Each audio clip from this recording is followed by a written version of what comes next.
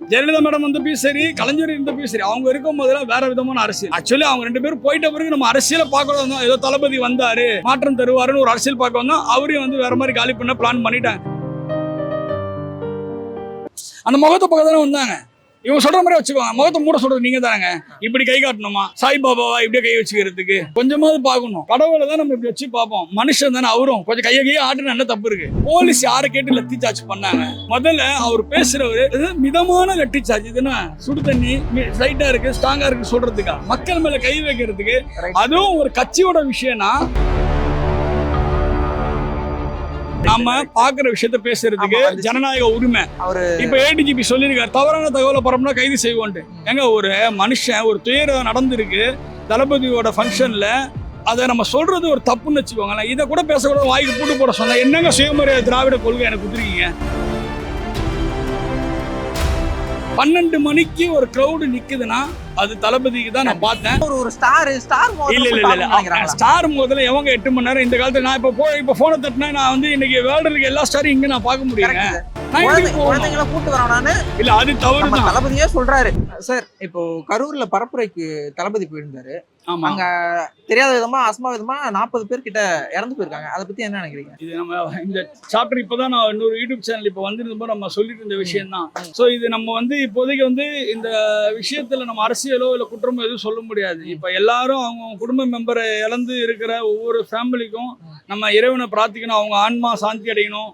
So இதை தவிர இப்போதைக்கு நம்ம எதுவும் சொல்றது இல்லை. பட் ஆனா இந்த அசம்பாவிதம் நடக்காம தடுத்துருக்கலாம். நிறைய யூடியூபர்ஸ்ல ஒரு அரசியல் விமர்சகர் சவுக்கு சங்கர் சார், அவரும் ஒரு விஷயத்துல சொல்லியிருந்தாரு, இந்த மாதிரி ஒரு உயிரிழப்பு ஏற்பட்டுச்சுன்னா எல்லாருமே எதிர்பார்க்கறது என்னன்னா தளபதியை தவறா சொல்லணும், அவங்கள தப்பா பேசணும். அந்த ஒரு விஷயத்துக்கு இடம் கொடுத்த மாதிரி நடக்கிறதா இந்த ப்ரொஜெக்ஷன். மற்றபடி இது அவங்களும் வேணும்னு வந்து போறது இல்லை. ஏன்னா அவர் எல்லாத்தையும் விட்டுட்டு மக்களுக்காக மக்களை பார்க்கணும், மக்களுக்கு நல்லது செய்யணும் வரும்போது, பட் இது வேற இடத்துல சம்திங் பிளான் பண்ண மாதிரி இருக்கு. போலீஸ் லத்தி சார்ஜ் பண்றது முதல்ல ரைட்ஸே கிடையாது. இல்ல சார், அதே இதுதான் வந்து கரூர்ல பேச ஆரம்பிக்கிறது. ஸ்டார்டிங்க்கு முன்னாடி நான் இங்க வந்ததுக்கு போலீஸ்காரங்க தான் முக்கியமான காரணம், அவங்க இல்லைன்னா அவர் சொன்ன விஷயத்த சொல்றாரு. அதான் அவர் சொன்ன விஷயத்த நீங்க 2 மாதிரியா பாத்துலாம். எப்படின்னா வந்து பெரம்பலூர்ல போக முடியல. என்ன விஷயம்னா ஒரு 2 கிலோமீட்டருக்கு முன்னாடியே வந்து பாத்தீங்கன்னா அவரோட வண்டி ஆல்மோஸ்ட் தமிழகத்துல எனக்கு விவரம் தெரிஞ்சனால இருந்து நான் பாக்குறேன், முதல் முறையா 12 மணிக்கு ஒரு கிரௌடு நிக்குதுன்னா அது தளபதிக்கு தான் நான் பார்த்தேன். சோ அதுக்கு மேலேயும் வந்து அங்க இருந்து கிராஸ் பண்ணி வரணும், இன்னும் 2 hours ஆகும். அப்ப நைட்டு 2 மணிக்கு அங்க இருக்க ஏதோ ஒரு பொண்ணுக்கு நகையா எடுத்துருவாங்களோ ஏதோ ஒரு அசம்பவம், என்ன சொல்லுவாங்க, விஜயோட ஃபேன்ஸே இப்படி பண்ணிட்டாங்க, அந்த அவாய்ட் பண்றதுக்காக தான் அவர் கேன்சல் பண்ணிட்டு போனாரு. இங்கேயும் மேபி சப்போஸ் போலீஸ் நேத்து அவரை சப்போர்ட் பண்ணி கூட்டிட்டு வரலன்னா கேன்சலேஷன் தான் ஆயிருக்கு. பேசாம அது 1000 தான் இந்த பிரச்சனை வந்திருக்காது. நான் என் ஒய்ஃப் கிட்ட சொல்லிட்டு இருந்தேன், ஹைவேஸ்ல பாரு இந்த அளவுக்கு ரஷ் நான் பார்த்தது இல்ல. ஜெயலலிதா மேடம் வந்தப்பயும் சரி, கலைஞர் இருந்தப்பயும் சரி, அவங்க இருக்கும் போதெல்லாம் வேற விதமான அரசியல். ஆக்சுவலி அவங்க 2 பேரும் போயிட்ட பிறகு நம்ம அரசியலை பார்க்க வந்தோம். ஏதோ தளபதி வந்தாரு, மாற்றம் தருவாருன்னு ஒரு அரசியல் பார்க்க வந்தோம். அவரையும் வந்து வேற மாதிரி காலி பண்ண பிளான் பண்ணிட்டாங்க. இது சிம்பிளா சொல்றேன், போலீஸ் ஒழுங்கா பண்ணல, உளவுத்துறை ரிப்போர்ட் கொடுத்துருப்பாங்க. நீங்க நானும் பேசிட்டு இருக்கோமா? இப்ப நீங்க ஒரு மீடியா பர்சன் தானே, உங்களுக்கு இன்னைக்கு ஒரு ப்ரோக்ராம் நாளைக்கு நடக்க போகுதுன்னு தெரியுமா தெரியாதா? கண்டிப்பா தெரியும். இப்ப நான் வந்து தமிழ்நாடு கவர்மெண்ட் வந்து Udhayanidhi Stalin deputy chief minister, Stalin ஐயா வந்து சீஃப் மினிஸ்டரா இருக்காங்க. அவங்களுக்கு உளவுத்துறை ரிப்போர்ட் கொடுக்கலையாங்க. 10,000 பேர் இல்லைங்க 50,000 பேர் வருவாங்க, கொடுக்க மாட்டாங்களா? அவங்க அந்த 4 ரோடு ஏதோ ஒன்று கேட்டாங்கன்னு நினைக்கிறாங்க. ஏதோ ஒரு உழவர் சந்தை பக்கத்துல கேட்டிருந்தாங்க. ஓகே, அங்க 4 ரோடு இருக்கு. இப்ப பாண்டி பசால நான் 4 ரோடு நடுவில் நின்று பேசினா 4 பக்கமும் நான் ஓடலாம். தப்பான தகவல் சொல்லக்கூடாது. நம்ம பாக்குற விஷயத்த பேசுறதுக்கு ஜனநாயக உரிமை. இப்ப ஏடிஜிபி சொல்லியிருக்காரு, தவறான தகவலை பரப்புனா கைது செய்வோன்ட்டு. எங்க ஒரு மனுஷன் ஒரு துயரம் நடந்திருக்கு தளபதியோட ஃபங்க்ஷன்ல, அதை நம்ம சொல்றது ஒரு தப்புன்னு வச்சுக்கோங்களேன். இதை கூட பேசக்கூட வாய்க்கு பூட்டு போட சொன்னா என்னங்க சுயமரியாதை திராவிட கொள்கை எனக்கு குதிரீங்க? கூட்ட நெரிசல் அதிகமானா லத்தி சார்ஜ் பண்ணா லத்தி சார்ஜ் எப்படி பண்றீங்கன்னு கேள்வி கேக்குறாங்களே.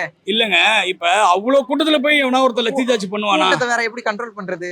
அப்ப நீங்க என்ன பண்ணிருக்கணும், 3 மணிக்கே அந்த விழா நடத்துறவங்களை கூட்டம் அதிகமா வர மாதிரி எங்க உளவுத்துறை ஏங்க நான் ஒன்னு சொல்லட்டுமா, உளவுத்துறை ரிப்போர்ட் கொடுத்துருப்பாங்க. இவங்க என்னதான் நினைச்சிருப்பாங்க, ஏதோ ஒன்று ஆகட்டும் பாத்துக்கலாம்னு சொன்னா இவ்வளவு பெருசா ஒன்று எதிர்பார்த்துக்க மாட்டாங்க. சத்தியமா யாருமே இவ்வளவு பெருசா, ஆனா இவ்வளவு பெருசா ஆயிட்ட பிறகு யாராலுமே எதுவுமே பேச மாட்டேன். ஏன்னா இங்க பேச இப்ப அரசியல் ஆயிடும். முதல்ல இப்ப நம்ம சொல்றது இறந்த குடும்பங்களுக்கு, இறந்து வாடுற குழந்தைங்களை, அவங்களோட பேரண்ட்ஸுக்கு, அவங்களுக்கு நம்ம ஆழ்ந்த இரங்கலை தான் தெரிவிச்சுக்க முடியும். இதை நம்ம அரசியல் ரீதியாக விமர்சனம் பண்ணக்கூடாது. ஆனா அண்ணாமலை சொன்ன மாதிரி இதை தவிர்த்திருக்கலாம். போலீஸ் அவங்க ஒர்க்கை ஒழுங்கா பண்ணல. நல்லா இருக்கவங்க, நான் இந்த கவர்மெண்ட் இல்லை எல்லா கவர்மெண்ட்டும் சொல்றேன், கவர்மெண்ட் ஸ்டாஃப் அவங்க மக்களுக்காக வேலை செஞ்சா நல்லது. இந்த கவர்மெண்ட் போவோம், அடுத்த கவர்மெண்ட் போவோம். இப்படியே நீங்க இன்னும் திருந்தாம படத்துல காட்டுற மாதிரி அந்த கவர்மெண்ட் எம்எல்ஏ எம்பிக்கு சப்போர்ட் பண்ணியிருந்தீங்கன்னா மக்கள் ஒரு நாள் பாடம் புகட்டுவாங்க. நீங்க தான் அனுபவிக்க போறீங்க, வேற யாரும் கிடையாது. இல்ல சார், இப்போ தளபதியே சொல்லியிருக்காரு, சின்ன பசங்களை கூட்டு வராதீங்க, வயசானவங்க வராதீங்க, கர்ப்பிணி பெண்கள் வராதீங்க அப்படின்னு சொல்றாரு. அதை ஏன் வந்து டிவிகே தொண்டர்கள் கேட்கவே மாட்டாங்க? அவருக்கு இல்ல, அவரு கட்சி ஆரம்பிச்சாரு, நீ கட்சியில நீங்க வந்து எல்லாரும் வந்து ஃபாலோ பண்றீங்கன்னா அவரு சொல்றத கொஞ்சமாவது ஃபாலோ பண்ணல, அதையே ஃபாலோ பண்ணவே மாட்டாங்க. இது டிவிகே தொண்டர்கள் வந்து நம்ம வந்து இளைஞர்கள்ட்ட சொல்றோம். இப்ப ஒரு குழந்தை 1.25 வயசு குழந்தை இறந்தது பாத்தீங்களா, அந்த குழந்தையோட அப்பா சொல்லியிருந்தாரு, என் தங்கச்சி என் பையனை கூட்டிட்டு அந்த விழாவுக்கு போயிட்டு வந்தாங்கன்னு. நம்ம பேரண்ட்ஸ் நினைக்கிறோம் பாத்தீங்களா. சோ ஒவ்வொரு சிஸ்டர்ஸுமே சொல்றேன், விஜய வந்து ஒரு சொந்தமா நினைக்கிறாங்க. இல்ல சொந்தமா நினைக்கிறாங்களா, இன்னும் ஒரு ஸ்டார் ஸ்டார் முதல்ல எவங்க 8 மணி நேரம். இந்த காலத்துல நான் இப்ப போனை தட்டினா நான் வந்து இன்னைக்கு வேர்ல்டுல இருக்க எல்லா ஸ்டாரும் இங்க நான் பார்க்க முடியுங்க. குழந்தைங்களை கூட்டு வரணும்னு இல்ல, அது தவறு. தளபதியே சொல்றாரு, இல்ல அது வராதீங்க. கூட்டம் வந்து ஏற்கனவே நடந்த இடத்துல திருவாரூர்ல நடந்துச்சு. நான் வந்து தளபதியோட இது தேர்தல் பிரச்சாரத்துக்கு சொல்ல, ஏடிஎம்கே டிஎம்கே யாரோட பிரச்சாரம், தயவு செய்து கர்ப்பிணி பெண்களும் 50 வயசு மேல இருக்க பெண்களும் குழந்தைகளை தயவு செய்து, உயிர் போனா வராது, ஃபங்க்ஷனை வீட்டுல இருந்து பாருங்க, ஹாப்பியா பாருங்க, எல்லாருக்கும் பிடிச்சவங்களுக்கு பிடிச்ச மாதிரி இருங்க. நம்மளை பிடிச்சவங்களை இழந்துட்டு நம்மளை பிடிச்சவங்கள வாழ்ந்தா பிடிச்ச விஷயம் பிடிச்ச மாதிரி நடக்காது, சிம்பிளா சொல்லணும்னா. ஸோ பிடிச்ச விஷயத்த பாதுகாத்துக்க வேண்டிய கடமை நம்ம கிட்ட இருக்கு. இன்னொரு வாட்டி இந்த மாதிரி எதுவும் பண்ண வேணாம், பாத்துக்குவாங்க. இது அரசியல் ஆக்க வேணாம். பாயிண்ட் ஆஃப் வியூல தளபதி மேல எதுவும் பிரச்சனை இல்லை.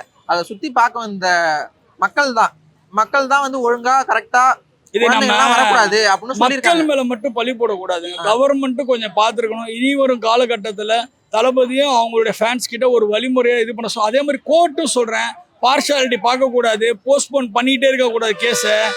கொஞ்சமாவது ஒரு கிளியர் பிக்சர் கொடுக்க சொல்லுங்க. இப்போ ஒரு 10 நாளைக்கு முன்னாடி 30 விழாவில் அவர் ரோட் ஷோ பண்றாரு, விஜய்க்கு அனுமதி இல்லை. முதல்ல கோர்ட்டையே இதை பேச, கோர்ட்டோட தீர்ப்பு ஒழுங்கா வெளியே வர மாட்டேதுங்க. கோர்ட்ல வைக்கிற ஜட்ஜ்மெண்ட் வைக்கிற ஆர்குமெண்ட் இருக்குல்ல, அது சன் டிவிக்காரங்க எடுத்து போடுறாங்க. தீர்ப்பு போட சொல்லுங்க. எல்லா மீடியா உண்மையான மீடியாவா இருந்ததுன்னா, பத்திரிகை சுதந்திரம் உங்களுக்கு இருக்கு, ஆர்குமெண்ட்டும் போடுங்க, ஜட்ஜ்மெண்ட்டும் பெருசா. கோர்ட்ல சொல்ற ஜட்ஜ்மெண்ட்டே நமக்கு ரிசீவ் ஆக மாட்டேங்குது. அன்னைக்கு ஃபுல்லா வந்து தாவாக்காவை கண்டிச்சாங்க, விஜயை கண்டிச்சாங்கன்னு. அதுக்கப்புறம் ஃபைனல் என்ன சொன்னாங்க, எல்லா கட்சிக்கும் ஒரே விதமான வழிமுறையை நடைமுறைப்படுத்துங்க. நாங்கள் அதை படுத்தி அந்த பிரச்சனை கிடையாது. அவர் ரோட் ஷோ பண்ணியிருந்தாருன்னா அந்த மூஞ்சை பார்த்துட்டு போயிருப்பாங்களே, அந்த முகத்தை பக்கம் தானே வந்தாங்க. இவங்க சொல்ற மாதிரி வச்சுக்கோங்க, முகத்தை மூட சொல்றது நீங்க தானங்க. இப்படி கை காட்டணுமா, சாய்பாபாவா இப்படியே கை வச்சுக்கிறதுக்கு கொஞ்சமாவது பார்க்கணும். கடவுளை தான் நம்ம இப்படி வச்சு பார்ப்போம், மனுஷன் தானே அவரும். கொஞ்சம் கையை ஆட்டுன்னு என்ன தப்பு இருக்கு? இது அதான் ஆரம்பத்தையே சொல்ற, அரசியல் பண்ண வேணாம். என்ன சட்டப்படி நடவடிக்கையோ நீங்க இங்க ஸ்டேட் கவர்மெண்ட் பண்றதோட சென்ட்ரல் கவர்மெண்ட்ல சிபிஐ விசாரணை வைங்க, அப்பதான் உண்மை எதுன்னு தெரியும். ஏன்னா இப்ப கவர்மெண்ட் மேலேயும் மக்கள் குறை சொல்றாங்க. நீங்க விஜய் மேல சொன்ன மாதிரியும் கவர்மெண்ட் மேலே சொல்லும் போது நீங்க சிபிஐ வச்சீங்கன்னா தான் உண்மை வெளியே வரும். அவ்வளவுதான், வேற எதுவும் நம்ம சொல்றது கிடையாது. Okay sir, thank you. Thank you sir, சூப்பரா.